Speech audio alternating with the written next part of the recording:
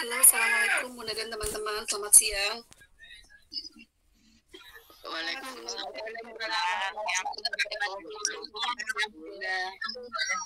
Siang, Bunda. Iya. Baik, selamat bergabung lagi di mata kuliah perencanaan pembelajaran yang sudah bergabung beberapa kali dengan saya ya, untuk di jam keempat ini.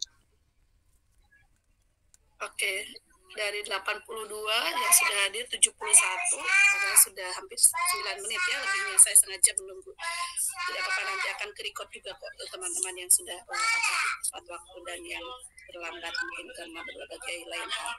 Baik, izin kita mulai kegiatan perkuliahan kita dimasuki materi kedua. Saya akan langsung membawa teman-teman ke materi di pembelajaran ya, sesuai dengan pembelajaran di kurikulum Merdeka begitu ya. Jadi masuk di buku panduan pembelajaran dan asesmen, nanti di situ ada di perencanaan pembelajarannya ya. Termasuk kemarin saya mengikuti yang BIMTEK tadi. Sebentar, saya sambil buka materi ini. BIMTEK instruktur diklat berjenjang tingkat dasar ya. Oke, sebentar.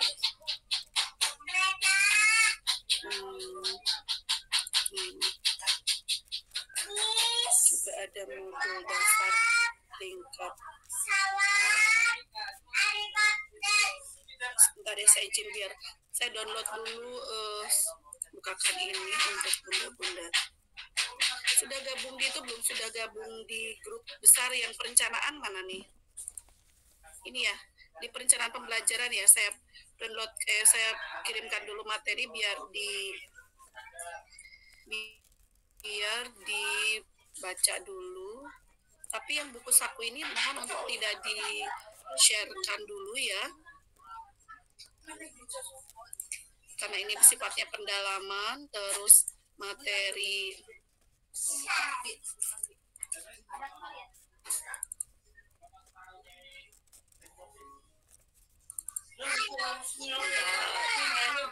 lagi di sini.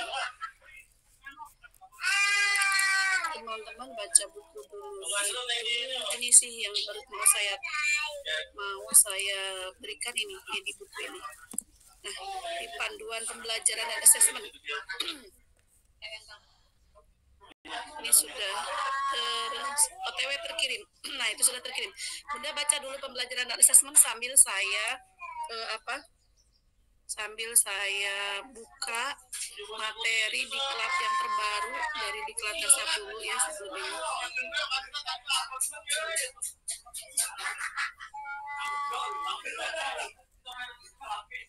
Nah, sudah saya buka dulu.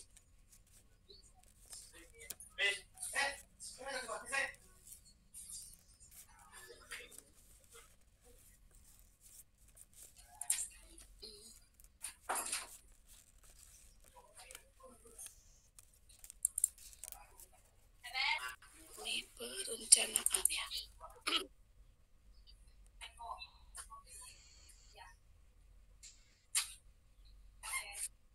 Bentar, sudah bisa nih. Sudah bisa di-download. Ini saya kirimkan lagi juga, ini buku saku. Buku saku perencanaan.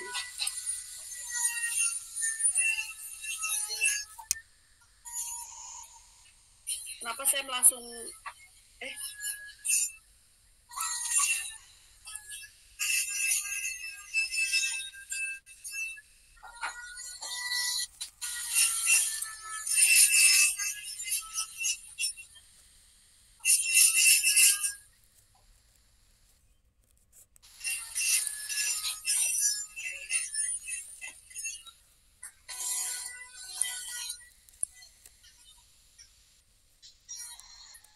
bentar, saya malah salah kirim.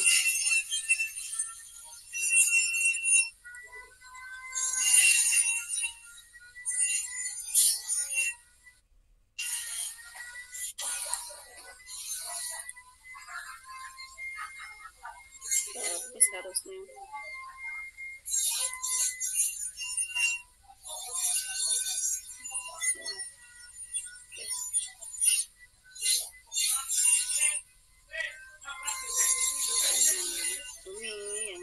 kirimkan sebentar.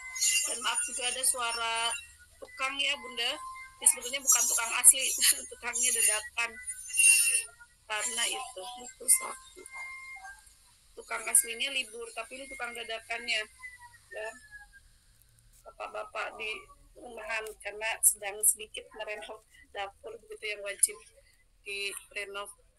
Jadi suara-suaranya mengganggu, mohon maaf kalau kurang nyaman. Oke, sambil saya buka lagi, maaf. Ini yang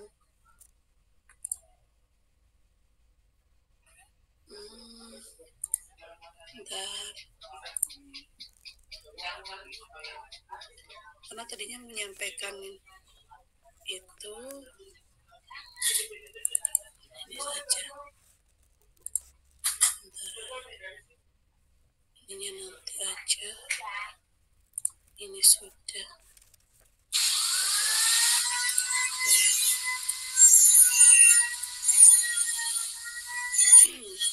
Nah itu ya saran kita mengkaji mengenai perencanaan pembelajaran. Kita akan menggunakan buku-buku tersebut. Perencanaan pembelajaran mendalam. Jadi sebelumnya kan pengertian perencanaan sudah ya, tujuan fungsi juga sudah. Mungkin nanti di prinsip pembelajaran mendalam coba sama tidak materinya. Kalau tidak saya akan di pembelajaran dan asesmen dulu. Nah ini ya sama saat ini. Sudah terlihat? Memang ke makmu. Selain saya ada sudah belum tadinya juga saya itu apa materi di kelas yang tahun kemarin, tetapi tahun kemarin kan masih menggunakan kurikulum merdeka. Ini sekolah lagi. Ya boleh di off kan dulu ya Bu mic-nya biar saya tidak double. Nah, kalau di modul di kelas dasar yang kemarin tahun 2024 masih kurikulum merdeka, sehingga lingkaran profil lulusannya juga profil lulusan pelajar Pancasila yang masih 6 ya. 6 profil pelajar Pancasila. Kalau sekarang di kurikulum merdeka, pembelajaran mendalam. Nah, sehingga pengenalnya bukan 6 tapi DPL dimensi 8 ya 8 DPL dimensi profil pelajar Pancasilanya bertambah begitu ya. Nah ini di pembelajaran mendalam sehingga nanti ini juga yang akan dicantumkan di dalam profil pelajar Pancasilanya seperti itu. Nah ini ya kita tahu ada framework atau rangka tentang kurikulum ya di pendekatan pembelajaran mendalam. Di sini Anda bisa melihat bahwa ada roda itu seperti lingkaran ya. Di dalam pendekatan pembelajaran mendalam ini ada berbagai elemen atau ada berbagai lapisan. Ini 4 kerangka pembelajaran mendalam ya dari pemerintah yang sekarang ini menjadi dasar kurikulum kita di berbagai jenjang termasuk jenjang pendidikan ini sampai jenjang pendidikan atas begitu. Nah, kerangka pembelajarannya ini yang luar. Kerangka pembelajarannya terdiri dari kita yang dari sini dari dalam dulu saja ya. Nah, dari sini adalah nama pendekatannya pembelajaran mendalam. Kemudian ini masuk di prinsip pembelajaran ya. Prinsip ini di mana menekankan pada 3 prinsip yang utama ya dengan karakteristik pembelajaran berkesadaran ya, bermakna dan menggembirakan. Berkesadaran itu mindful learning, bermakna itu meaningful learning, dan menggembirakan joyful learning. Ya, gitu. Tapi sebetulnya pembelajaran anak usia dini kita itu dari dulu juga menurut saya sudah sampai ke seperti itu kok. Ya, bermakna, melekat itu terlihat dari pembelajaran yang ketika anak asyik yang memainkannya gitu ya, bermakna, dia ingat, dia terbawa sampai rumah, terbawa lagi sampai pengalaman SD-nya yang masih teringat, itu sudah bermakna begitu menurut saya ya, seperti itu. Sudah juga pasti kalau bermakna itu pasti menggembirakan kata kunci. Nah itu 3 prinsipnya.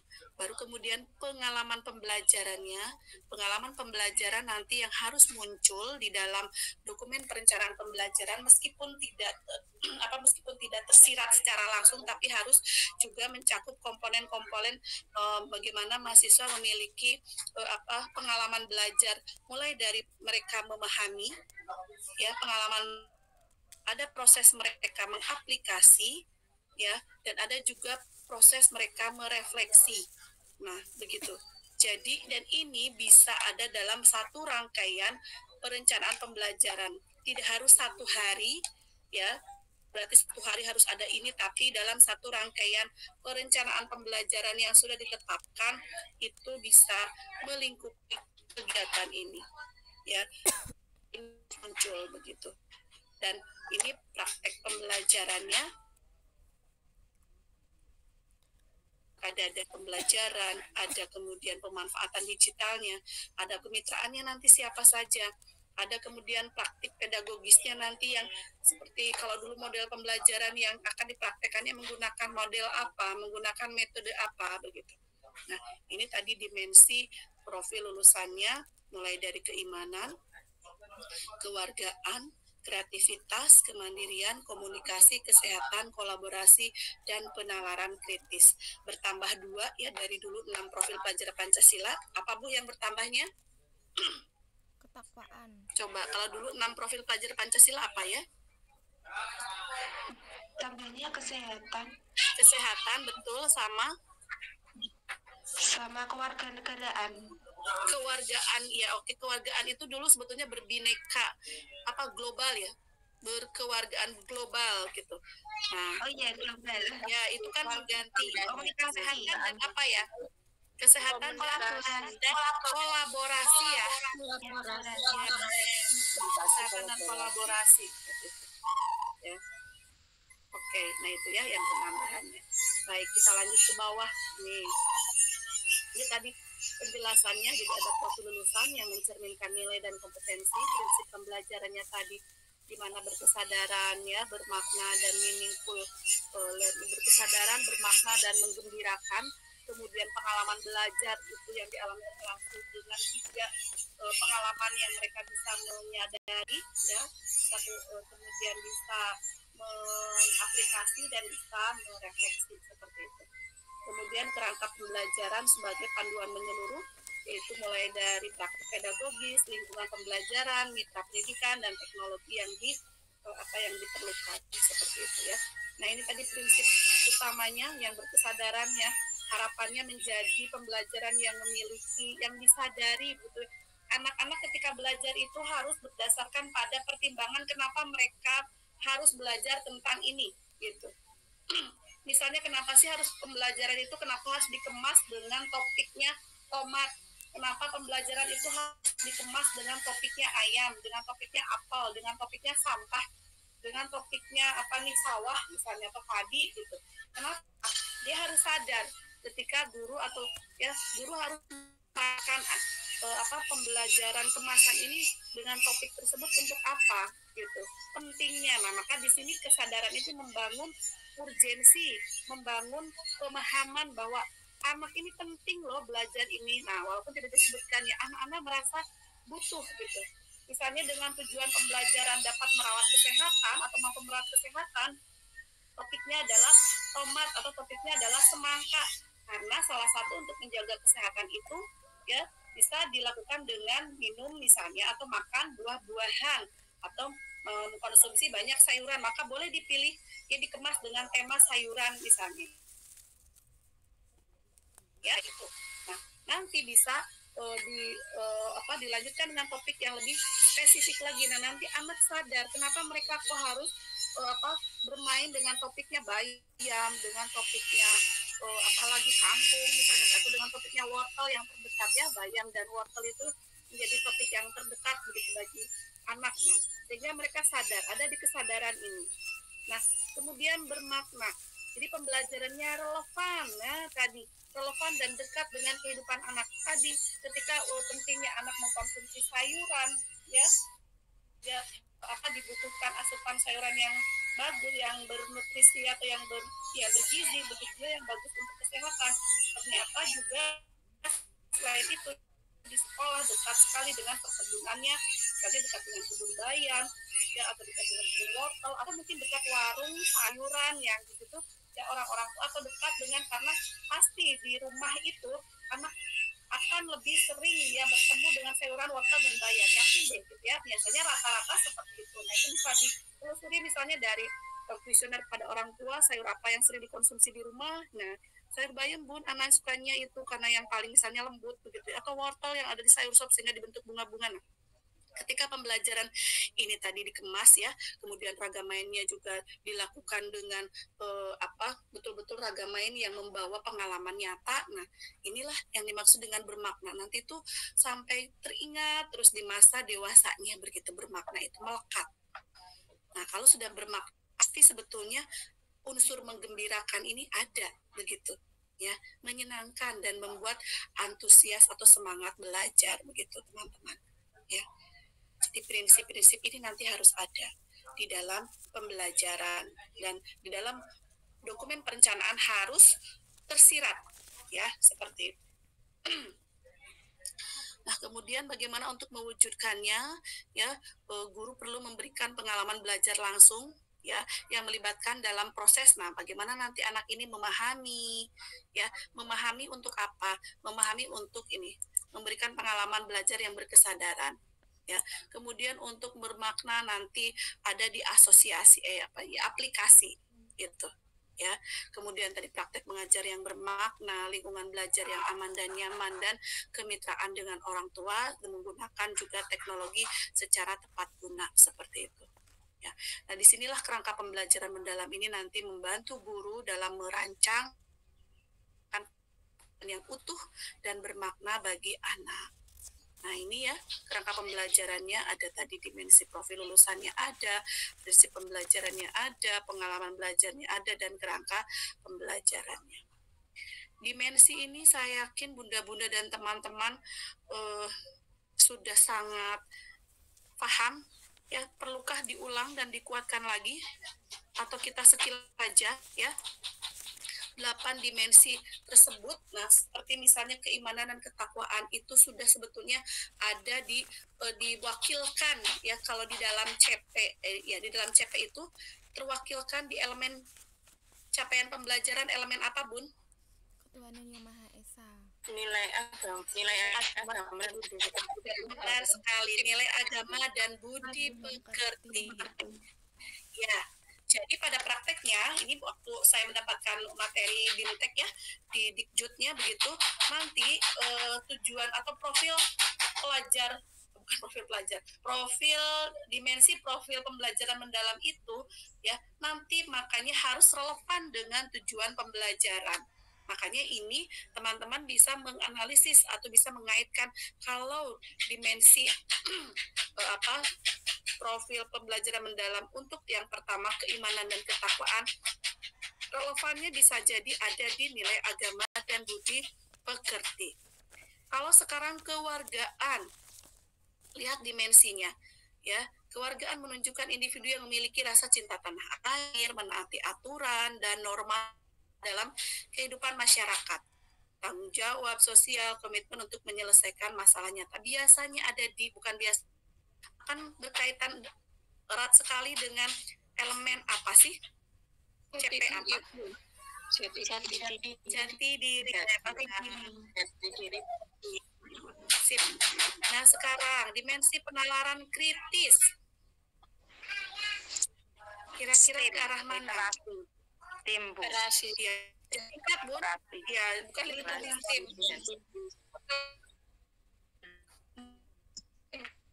Apa? Kok literasi dan STEM? Coba yang ya. Apa? Dasar-dasar literasi, matematika, rekayasa dan seni. Nah, itu kan kalau disingkat bukan STEM ya. Jadi saya juga mendapat koreksi itu waktu Dikjut. Jadi jangan membiasakan katanya nanti guru-guru memanggil ini elemen STEM, bukan begitu ya. Gitu. Tapi dibacakan panjangannya begitu. Ya. Jadi tadi elemennya apa? Dasar-dasar literasi. Ya, nih. Ya, dasar-dasar literasi, matematika, sains, teknologi, rekayasa, dan art seni. Iya, ini ya. Kalau disingkat kan bukan STEM begitu ya. Nih. Ya, literasi, matematika, sains, teknologi, rekayasa seni begitu. Ya, ini yang tidak boleh disingkat katanya, seperti bukan tidak boleh disingkat, tidak boleh keliru penggunaannya, jangan itu elemen STEM-nya gitu ya, tapi literasi, matematika, sains, teknologi, rekayasa dan seni. Ya kalau disingkat berarti LMSTRS apa ya, nggak ada kata yang bisa untuk mengaitkan ya, mungkin bunda-bunda kan lebih mudah sih ya. Bunda tolong yang on mic-nya boleh dimatikan, Bun. Saya soalnya sedang menampilkan layar yang full, jadi tidak bisa lihat bunda-bunda dan tidak bisa meng-off-kan dari saya. Oke, terima kasih. Kembali ke mana tadi? Sini ya. Mana-mana. Nah ini. Ya. Nah tadi berarti penalaran kritis masuknya tadi ke literasi, matematika, gitu ya, seni, rekayasa, teknologi dan sains, teknologi dan rekayasa seni. Begitu. Kreativitas juga sama, saya pikir masuk ke tadi ya, literasi, matematika ya, kemudian kolaborasi masuk ke mana? Masuk ke Jati diri. mana, Bun? Kolaborasi? Jati diri. Oke, jati diri. Tapi nanti cermati konteksnya kolaborasi, karena waktu kemarin saat merumuskan tujuan pembelajaran, ketika kolaborasi ini kaitannya ke komunikasi ya, atau kaitannya ke jati diri, itu bisa jadi ada perbedaan. Jadi kalau kolaborasinya sifatnya lebih ke sikapnya itu ke jati diri, tapi kalau kolaborasi sifatnya lebih ke verbal, lebih ke interaksi sosial, bahasa, itu sifatnya nanti ke literasi. Nah di sini juga bisa menjadi ada dua perbedaan atau dua elemen yang berkaitan erat, termasuk yang di kemandirian di sini juga sama. Begitu. Kalau kesehatan masuk kemana, Bun? Diri, Bu. Ke jati diri ya. Jati diri. Dan komunikasi juga sama. Komunikasi bisa masuk ke jati diri, bisa masuk ke literasi tadi ya. Bisa masuk ke literasi, matematika, sains, teknologi, rekayasa dan seni. Gitu. Itu di 8 profil pembelajaran mendalam. Kemudian tadi prinsip ini juga sudah saya paparkan, ya ini penjelasan lebih detailnya begitu ya. Nah ini ya, dikatakan berkesadaran ya diperoleh ketika mereka memiliki kesadaran untuk memilih pelajaran. Ini kan sangat konseptual ya. Nah, murid memahami tujuan pembelajaran. Yang tadi saya katakan, murid itu paham kenapa mereka harus belajar ini, gitu. Ya, murid itu sadar bahwa aku tuh butuh belajar tentang bayam misalnya, gitu, atau tadi tentang wortel. Mereka akan secara penuh paham bahwa oh ternyata aku tuh butuh makan bayam yang cukup ya, aku tuh butuh ya makan sayur wortel yang cukup supaya apa. Nah itu tadi ada di kesadaran. Kemudian tadi bermakna ya, menerapkan pengetahuannya dengan kegiatan-kegiatan atau ragam lain yang sudah disiapkan ya, begitu. Juga ada di prosesnya yang menggembirakan. Nah tadi kalau sudah bermakna bagi saya sudah pasti akan menggembirakan. Jadi suasananya yang belajarnya yang positif ya. Maaf ya, ya itu sekali. Kan tutup dong ya, tolong. Potong apa sih? Ya sudah saya sampaikan ya, begitulah maksud ya. Jadi maaf sekali teman-teman kalau kurang nyaman ya, karena kencang sekali ini ya. Gitu, menggembirakan tadi di pembelajaran yang merupakan tadi suasana belajarnya yang positif, kemudian menantang begitu ya, menyenangkan dan memotivasi.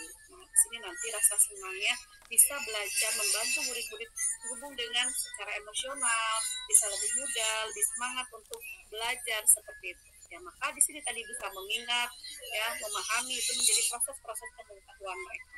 Gitu. Kemudian, nah komponen-komponen yang akan ada di dokumen perencanaan. Ini ada sedikit perbedaan di kurikulum Merdeka. Yang pertama ada teman-teman nanti harus mencantumkan namanya praktik pedagogis ya.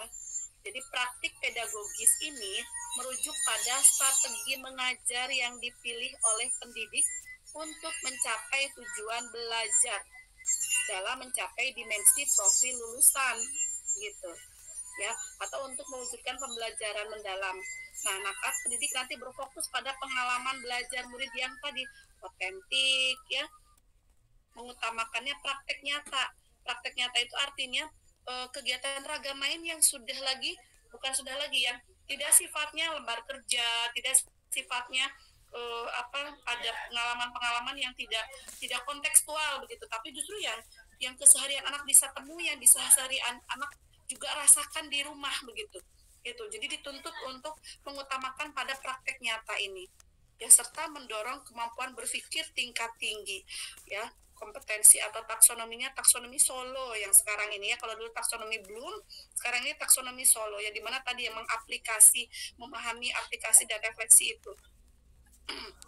Kemudian dapat dilaksanakan menggunakan berbagai praktik pedagogis ya, ada inquiry, ada proyek, ada pembelajaran kontekstual, ataupun mungkin berbasis masalah, ataupun kolaboratif, ataupun STEM-nya ya, ataupun berdiferensiasi dan atau lainnya. Nah, banyak model-model pembelajaran ini dipelajarinya di model-model pembelajaran atau di strategi pembelajaran. Saya tidak banyak membahas ya, tapi kemarin karena banyak salah pemahaman dan salah praktik, ya, instruktur menyampaikan kalau di kelas kami waktu itu ya, pada kami peserta ya sebagai calon instruktur juga, karena daripada nanti keliru nih guru, misalnya kadang kita itu pembelajarannya ditulisnya proyek gitu, tapi di prakteknya mana nih kegiatan proyeknya tidak muncul begitu, maka akan lebih aman jika praktek pembelajaran atau praktik pedagogisnya lebih sering menggunakan inquiry saja. Kalau inquiry sifatnya lebih individualnya, seragam-ragam yang kita siapkan di setiap pojok, di setiap area itu kan berbasis individual ya. Anak akan membangun pengetahuannya sendiri, akan bekerja secara sendiri maupun berkelompok, dan dia menemukan atau menciptakan sesuatu. Nah, itu sifatnya lebih ke arah inquiry. Begitu. Jadi lebih amannya ketika dalam praktek pedagogis itu bunda-bunda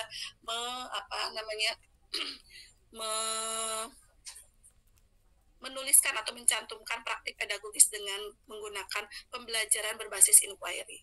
Kalau misalnya bunda-bunda di sekolahnya sudah mendapat praktik atau pelatih sudah paham sekali dengan pembelajaran berbasis project, silakan ya, PJBL misalnya begitu. Kalau ini ada PBL ya gitu, atau pembelajaran kooperatif misalnya ya, modelnya ada cooperative learning atau kontekstual teaching and learning. Itu kalau pembelajaran kontekstual berarti semua ragam ini ya tadi betul-betul diarahkan pada kondisi yang nyata yang bisa dialami dalam kehidupan anak sehari-hari gitu ya. Atau pembelajaran STEM di mana ragam mainnya semuanya mengandung atau kaya dengan pengalaman-pengalaman yang menggunakan kegiatan atau pengalaman sainsnya, ada teknologinya, engineeringnya, dan matematiknya. Atau mungkin pembelajaran diferensiasi lainnya seperti itu. Ya, ini di praktik pedagogis, gitu teman-teman. Ya. Baik, berikutnya di lingkungan pembelajaran nanti teman-teman bisa memanfaatkan lingkungan pembelajaran mau di mana nih. Di dokumen pembelajaran itu nanti ada deskripsi muncul seperti ini. Misalnya tadi untuk tema mana? BAIM ya, yang tujuan pembelajaran yang tadi seolah-olah sudah dikemas dalam tema BAIM. Nah, lingkungan pembelajarannya mau menggunakan mana? Oh, untuk yang pertama mau misalnya menggunakan ruang kelas ya, atau mungkin hari kedua atau kebalik ya, hari pertama akan berkunjung ke kebun bayam misalnya begitu, untuk berdiskusi dengan petani terkait dengan pengetahuan tentang bayam. Selanjutnya di ruang kelas untuk bereksplorasi tentang ragam main mengenal topik bayam. Nah, seperti itu. Jadi lingkungan pembelajarannya nanti bisa dijelaskan ya, baik itu di dalam kelas maupun di luar kelas itu mau kemana. Oh, mau ke supermarket, oh mau ke tempat ini, itu dideskripsikan untuk mengenal apa gitu ya. Kemudian optimalisasi ruang fisik sebagai proses interaksi langsung ya tadi, baik di dalam maupun di luar kelas, baik dengan alat bahan, ragam main ya, setiap ragam mainnya itu boleh. Atau juga misalnya kalau ada ruang virtual, tapi kan kita sudah tidak musim daring ya seperti itu, dan daring juga menurut saya tidak ada sangat kecil ya efektivitasnya begitu, karena anak-anak kan ya sibuk sendiri, nanti pada saat wah luar biasa pokoknya ya dengan moda daring itu. Nah, kemudian dengan integrasi ketiga aspek, proses pembelajaran tidak hanya mendukung pengetahuan, tapi juga membentuk murid yang adaptif. Bisa saja sesekali memang menggunakan ruang virtual atau mungkin ya tadi ketika berkunjung atau mungkin ya berdiskusi dengan siapa topik ada dalam satu kelas, tidak sendiri-sendiri. Nah, ini bisa saja ya. Sehingga ada tuh namanya model flip classroom ya.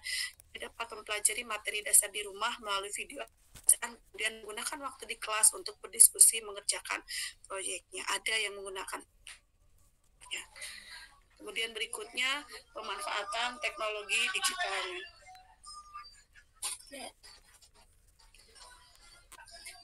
Nah, berikutnya tadi pemanfaatan teknologi digital bisa digunakan misalnya saat akan menerangkan nanti bisa menggunakan aplikasi atau platform YouTube gitu ya, nanti berarti bisa menggunakan laptop bahan atau mungkin kalau ada perangkat yang lebih besar misalnya pakai LCD begitu atau mungkin pakai smart TV kan sudah lebih maju ya, sudah lebih berkembang dan memungkinkan gitu.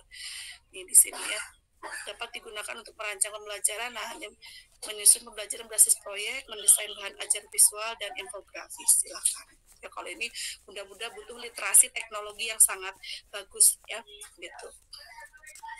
Nah, pada tahap pelaksanaan, bisa digunakan perpustakaan digital, ada video edukasi yang mungkin yang sering kita gunakan ya ini video edukasi, atau mungkin ada multimedia interaktif, ya, atau mungkin ada animasi atau gamifikasi. Sekarang banyak gamifikasi atau platform-platform yang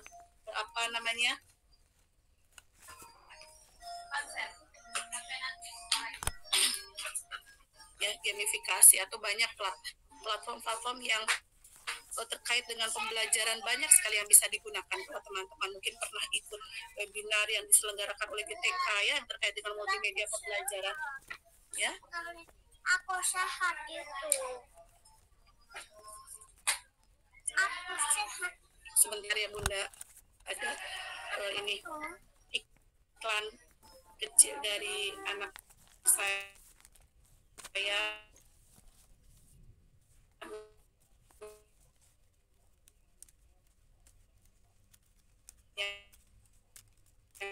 Bunda, maaf suaranya putus-putus. Ya. Nih, lanjut tadi kemitraan pembelajaran di dalam peta off-cam ya. Nah, kami masuk di kemitraan pembelajaran. Jadi di dalam proses penyusunan perencanaan pembelajaran ya, kemitraan ini akan minimal ya ada kemitraan yang oleh guru ataupun oleh kegiatan pembelajarannya, sehingga nanti bisa memberikan pengalaman belajar.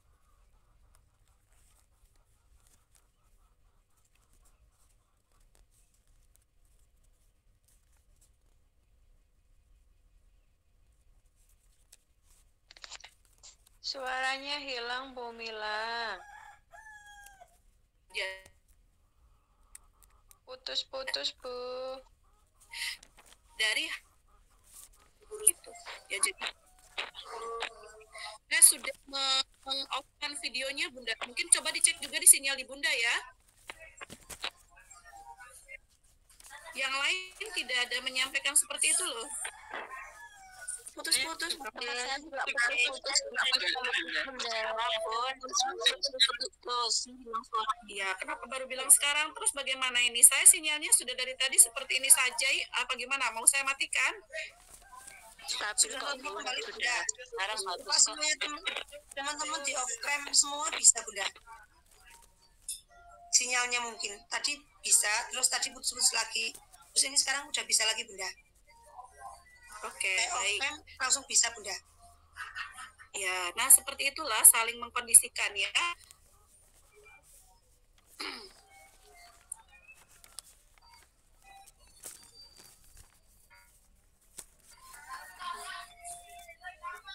Sebentar.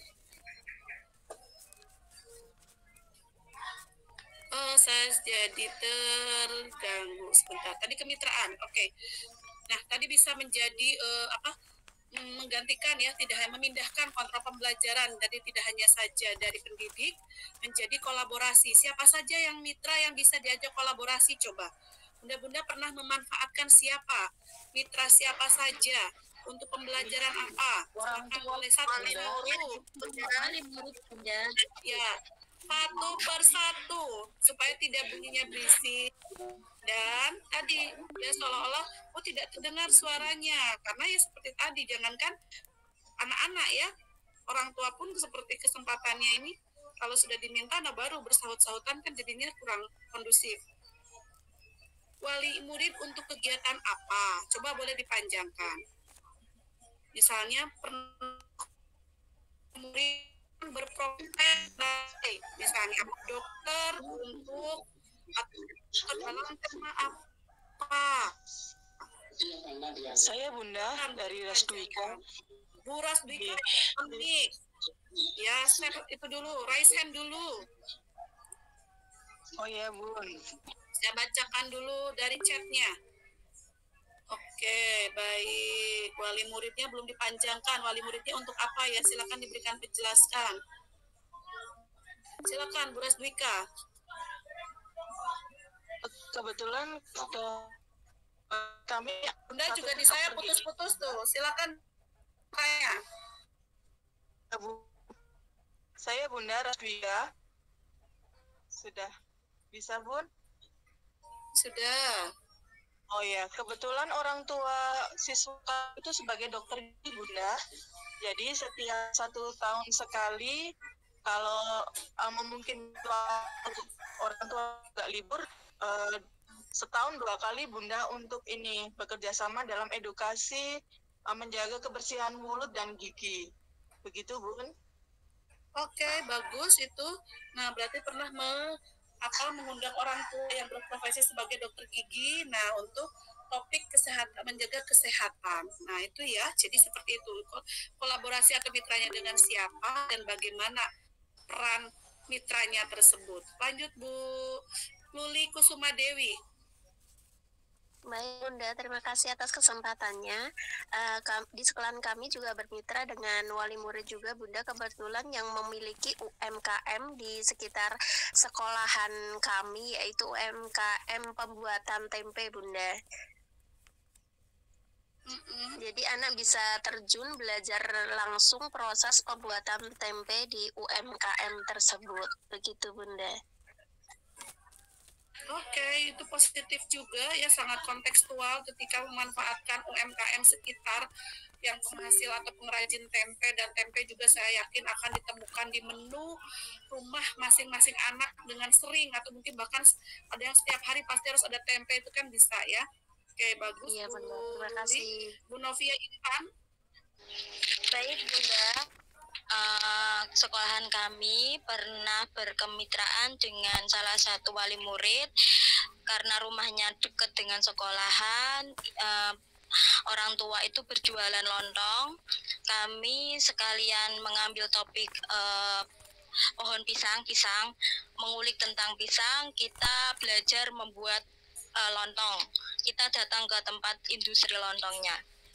Gitu Bunda. Oke, bagus juga dan sangat kontekstual tuh ragam mainnya nanti bagaimana tadi membungkus lontong ya gitu, atau mungkin bungkus pisang itu dipakai untuk membungkus yang lain lagi, pepes bagaimana, lemper bagaimana dibuat penghias piring, nasi tumpeng juga bagaimana, itu kan sangat kontekstual, jadi sangat bisa. Betul Bu Novia. Terima kasih. Baik, sebentar saya sambil baca di kolom chat yang juga sudah aktif ya. Bu Sugiyarti, kerjasama dengan warga yang mempunyai pabrik kerupuk anak, di situ melihat langsung proses pembuatan kerupuk. Oke, bagus. Bu Ken, mengajak anak berkunjung ke pabrik pembuatan roti, ya bisa. Yang di Riana, oke. Terus apa nih, Bu Amelia? Bentar, saya sambil catat soalnya ya. Kolaborasi dengan puskesmas dalam mengajarkan pola hidup bersih dan sehat. Baik, bagus. Bu Rani Wijayanti juga sama, berprofesi sebagai polisi, orang tua diundang kegiatan kelas inspiratif profesi. Baik, bagus semuanya positif, dan saya yakin teman-teman mungkin ya pernah ya punya pengalaman lainnya dengan memberdayakan mitra yang bisa diajak berkolaborasi. Saya sangat apresiasi, tapi izin saya langsung lanjutkan dulu ya, nanti kita bahas lagi mitra-mitra yang tadi memang betul-betul kita bisa optimalkan ya. Nah, bisa melibatkan mungkin tadi ada kepala sekolah, mungkin ada pengawas sekolah ya, begitu. Kemudian lingkungan luar sekolahnya tadi bisa komite, bisa mitra profesional sebetulnya ya. Dunia usaha, dunia industri tadi pengrajin tempe, begitu itu kan dunia usaha ya, begitu. Kemudian tadi pembuat lontong gitu ya, atau institusi ke perpustakaan daerah begitu ya, atau ke radio misalnya. Kalau di kampus kami ini ada radio dulu, boleh kok dikunjungi sama anak-anak untuk mengenalkan ini kalau dulu kan ada tema komunikasi misalnya gitu ya. Nah itu sampai siaran bareng itu pernah. Saya dulu jadi pengelola TPA di kampus kami kan punya ya lab TPA gitu, Taman Pengasuhan Anak. Nah salah satunya kami berkunjung tuh ke radio itu, tadi dengan orang tua itu memberikan istilahnya kan jawab ya seperti itu. Nah itu juga bisa gitu. Nah ya, itu terkait dengan pemanfaatan mitra, dan apalagi konteks saya pernah sampai seperti itu juga bisa. Atau teman-teman yang lain tadi ke di peternak.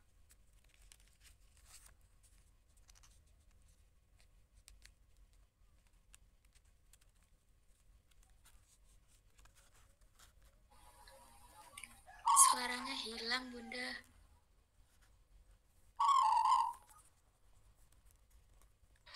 Sepertinya Bunda Mila terpental, Bunda. Oh, ya. Ya, barusan terpental ya. Baik, sinyalnya memang memburuk nih, sudah saya ganti tetheringnya. Semoga sekarang lebih stabil ya. Ya, amin. Sudah ya, baik. Tapi saya tetap lakukan izinnya biar tetap stabilnya. Oke, sedang sama bidan desa, sama wali murid, dokter mata. Oke, bagus ya. Nah, mungkin bunda-bunda biasanya sering menggunakan judul kelas tema inspiratif ya. Nah, seperti itu, kelas inspiratif, sehingga mitranya tadi bisa diundang memberikan pengalaman yang berbeda. Nah, sehingga tadi dikatakan bahwa harapannya dengan mitra yang ada gitu ya, jadi peran bukan berarti menjadi berkurang nih gitu, lumayan nih nggak ngajar, ada nggak juga, tapi justru menambah kekayaan pengalaman anak-anak ya. Biasanya sumber pembelajaran itu ada di guru sepenuhnya. Sekarang ini ketika melibatkan mitra begitu ya, nah maka bisa juga mendapatkan pengalaman itu, dan mereka bisa bertanya banyak hal gitu ya. Misalnya tadi petani bayam, atau misalnya membuat lontong, kok bisa sih nasinya itu jadi nggak ada, jadi lembut. Nah kenapa kok bisa begitu gitu ya, lontong itu kan nasinya kan biasa kan ada butir-butirnya, kok lontong itu bisa nempel-nempel sih. Nah gitu, itu kenapa? Terus kenapa sih lontongnya tuh kok jadi hijau, nggak putih, aku nggak suka misalnya begitu ya, ada yang tanya. Nah, sama itu bagaimana memasarkannya, ataupun mungkin dengan topik-topik yang lainnya atau mitra-mitra yang lain ini. Ada peternak kelinci itu kan biasanya anak senang ya dengan binatang-binatang yang lucu, menggemaskan, karena bisa jadi ada yang memelihara walaupun tidak banyak begitu ya. Bagaimana bisa kelinci itu bisa beranak banyak, terus mungkin bisa jadi hal-hal nanti yang ditanyakan bisa saja absurd ya bagi kita, tapi itu muncul dari celotehan-celotehan anak, dan itu bisa dijawab oleh para mitra kita seperti itu ya. Jadi itu teman-teman, di pembelajaran mendalam ini pemanfaatan mitra belajar ini wajib ya, kalau bisa begitu ya, sangat dianjurkan di level apapun. Bisa di level tadi lingkungan sekolah, kalau mungkin kepala sekolah bisa saja diundang ke kelas ya, atau mungkin tadi ya komite sekolah bisa saja. Mitra profesional tadi mau dunia usaha industri yang sifatnya tadi profesional, kalau ke toko Diriana itu sudah sangat profesional misalnya gitu ya. Atau mungkin tadi ke institusi pendidikan lain, berkunjung ke kampus ya bisa saja, atau mungkin berkunjung ke satuan pendidikan lain ya bisa saja, melihat ini lo SD-nya besar sekali, nanti anak-anak mau SD di mana, di sini tuh ada kelas bagus, kakak-kakak yang baik, yang ramah, bu-guru-gurunya ramah, nah misalnya seperti itu. Nanti dia gambarannya setelah di TK ini akan akan naik ke SD begitu ya, nanti tentu saja dengan kakak-kakak yang banyak, kenal dengan banyak sekali teman-teman, nah, itu jadi ada banyak pengalaman juga yang kaya yang akan anak dapatkan. Nah, di sini juga sama dengan melibatkan berbagai mitra itu integrasi praktik pedagogisnya, ya kemudian kemitraan pembelajaran, lingkungan pembelajaran juga, memanfaatkan teknologi semuanya di sini kaitannya, mewujudkan pembelajaran mendalam yang efektif ya, dan mendukung terwujudnya prinsip pembelajaran bermakna, berkesadaran dan menggembirakan ini. Seperti itu teman-teman, kaitannya di sini. Ya. Nah, sepertinya akan sampai di sini dulu saja. Pekan depan kita sudah masuk ke inti kegiatan atau materi di perencanaan, langsung proses penyusunan perencanaan pembelajaran. Ya, kita mulai dari mana?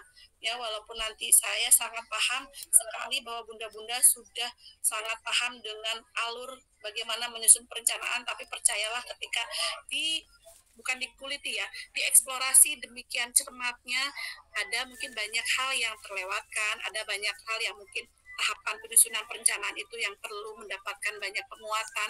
Nah, gitu. Nanti kita akan saling merefleksi itu ya, teman-teman boleh menyiapkan dokumen perencanaan yang selama ini disusun di sekolah, nanti saling menayangkan, kita saling mengoreksi begitu ya, sehingga harapannya ketika ada dokumen perencanaan punya temannya yang sudah oke banget nih gitu ya, bukan dicontek tapi bisa saja di ATM, diamati, ditiru, dimodifikasi. Saya yakin pasti dengan karakteristik sekolah kan tentu saja juga akan berbeda begitu ya, nanti teman-teman bisa dengan ciri khasnya sendiri mengembangkan, tidak mencontek begitu. Tapi nanti di sini mulai dari materi inti perencanaan ya, setelah saya menyampaikan key konsepnya atau poin-poinnya, mungkin sedikit banyak mencoba dulu. Kemarin saya juga ikut praktek begitu ya, menyusun perencanaan sama mendapatkan banyak masukan, terutama mulai dari penyusunan tujuan pembelajaran. Nah, berangkatnya dari mana?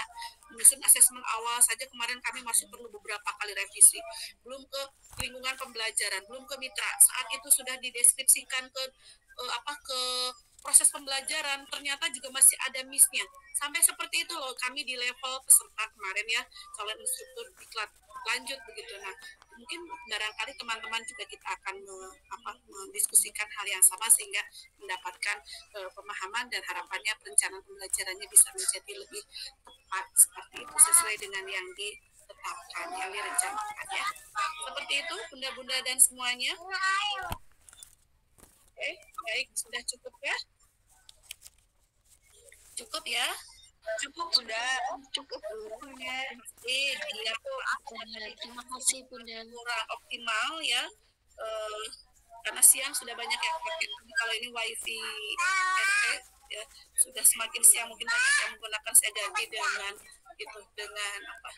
dengan wifi rumah begitu. Tadi saya padahal dari tadi juga otomatis dan baik, terima kasih, semoga sehat selalu. Insya Allah pekan depan kita lanjutkan kembali. Selamat beristirahat.